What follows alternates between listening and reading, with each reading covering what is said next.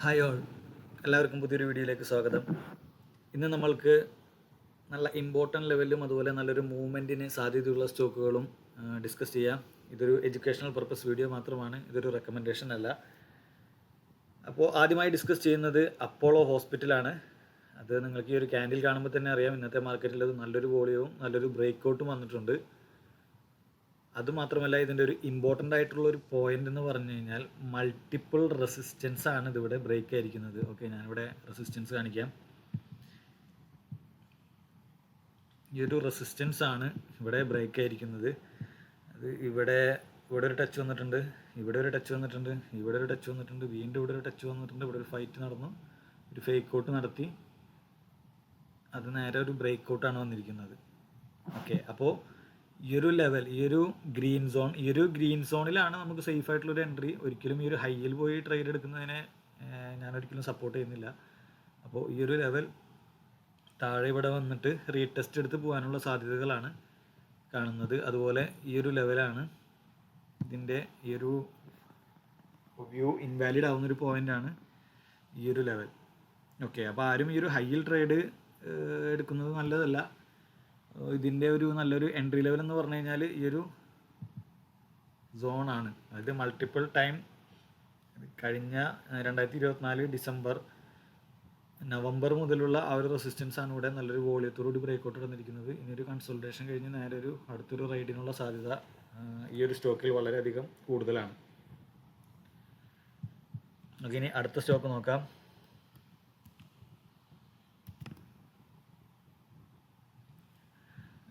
Aditya Birla Sun Life Finance, ഇതാണ് stock. അപ്പോൾ ഇതിൻ്റെ ഒരു ലെവലും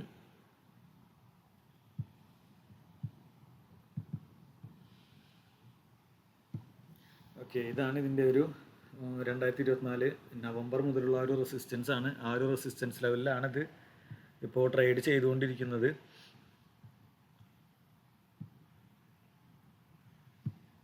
ഓക്കെ, അതുപോലെ ഇവിടെ ഒരു ഇത് നമുക്കൊരു കപ്പ് ആൻഡ് ഹാൻഡിൽ പോലെ ഉള്ളൊരു ആക്ഷനാണ് ഇവിടെ നടന്നിരിക്കുന്നത്. ഞാനത് മെൻഷൻ ചെയ്യാം. ഒരു കപ്പ് ആൻഡ് ഹാൻഡിൽ ഫോർമേഷനാണ്. അപ്പോൾ ഇതും നല്ലൊരു ഇമ്പോർട്ടൻ്റ് ലെവലിലുള്ളൊരു സ്റ്റോക്കാണ്. ഇവിടെ നമുക്ക് ഈ ഒരു ലെവലിൽ ഏത് നിമിഷം ഒരു ബ്രേക്ക് ഔട്ട് കിട്ടാനുള്ള സാധ്യതകളുണ്ട്. അതുപോലെ തന്നെ ഈ ഒരു വ്യൂ ഇൻവാലിഡ് ആവുന്നൊരു പോയിന്റ് എന്ന് പറഞ്ഞു കഴിഞ്ഞാൽ ഈ ഒരു പോയിൻ്റാണ്. ഈ ഒരു പോയിൻറ്റിൻ്റെ താഴത്തേക്ക് ഈ ഒരു വ്യൂ ഇൻവാലിഡ് ആണ്. അപ്പോൾ നല്ലൊരു മേജറായിട്ടുള്ള ഇമ്പോർട്ടൻ്റ് ലെവലാണ്. ഇവിടുന്ന് എപ്പോൾ വേണമെങ്കിലും ഒരു ബ്രേക്ക് ഔട്ടിനുള്ള സാധ്യത വളരെയധികം കൂടുതലാണ്. അടുത്ത സ്റ്റോക്ക് നോക്കാം.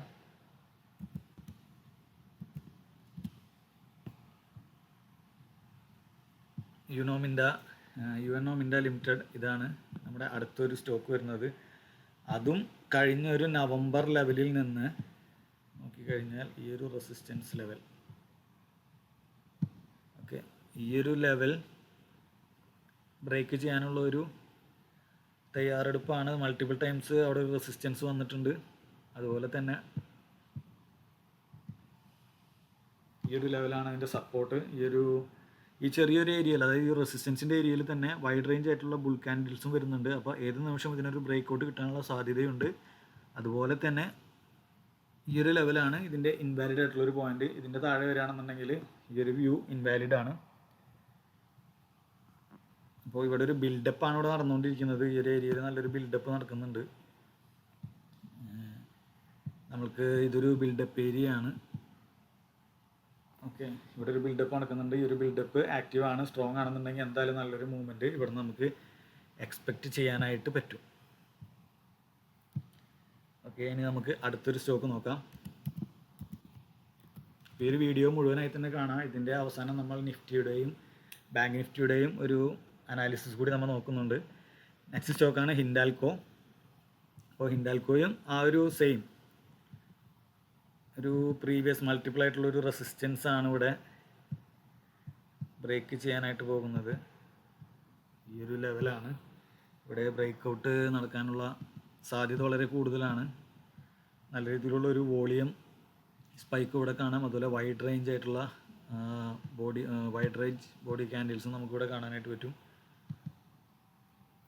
ഇവിടെ ഒരു അതായത് ഈ ഒരു ട്രെൻഡ് ലൈൻ സപ്പോർട്ട് എടുക്കുന്നുണ്ട്, അതുപോലെ ഈ ഒരു റെസിസ്റ്റൻസിലാണ്. അതായത് സ്റ്റോക്ക് ഇവിടെ സ്ക്യൂസ് ആയിക്കൊണ്ടിരിക്കുകയാണ്. അത് നാരോ റേഞ്ചിൽ വന്ന് ഇനി ഏത് നിമിഷവും ഇവിടെ നിന്നൊരു നല്ല രീതിയിലുള്ളൊരു മൂവ്മെൻറ്റ് നമുക്ക് ഇവിടെ നിന്ന് എക്സ്പെക്റ്റ് ചെയ്യാനായിട്ട് പറ്റും. ഓക്കെ, അപ്പോൾ ഈ ഒരു വ്യൂവിൻ്റെ ഇൻവാലിഡ് ആയിട്ടുള്ളൊരു പോയിന്റ് ഈ ഒരു ലെവലിൻ്റെ താഴെ ഈ ഒരു വ്യൂ ഇൻവാലിഡ് ആണ്. അതും ഇവിടെ നിന്നൊരു നല്ലൊരു മൂവ്മെൻറ്റിനുള്ള സാധ്യത വളരെ കൂടുതലാണ്. ഓക്കെ, ഇനി നെക്സ്റ്റ് സ്റ്റോക്ക് നോക്കാം.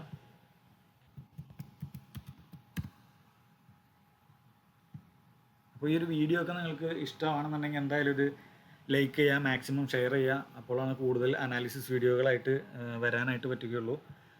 അപ്പോൾ ഈ ഒരു സ്റ്റോക്ക് നമുക്ക് നോക്കാം, പോളിക്യാബ്.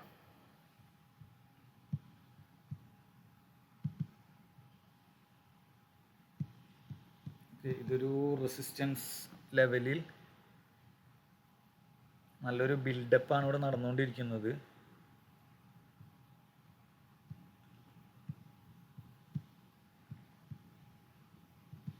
ഈ ഒരു ലെവൽ നല്ലൊരു ബിൽഡപ്പ് നടന്നുകൊണ്ടിരിക്കുകയാണ്. അപ്പോൾ എന്തായാലും ഇവിടെ ഒരു വോളിയം സ്പൈക്കും അതുപോലെ തന്നെ നല്ലൊരു മൂവ്മെൻറ്റിനുള്ള സാധ്യതയുണ്ട്. ഇൻവാലിഡ് ആയിട്ടുള്ളൊരു പോയിന്റ് ഇതാണ്.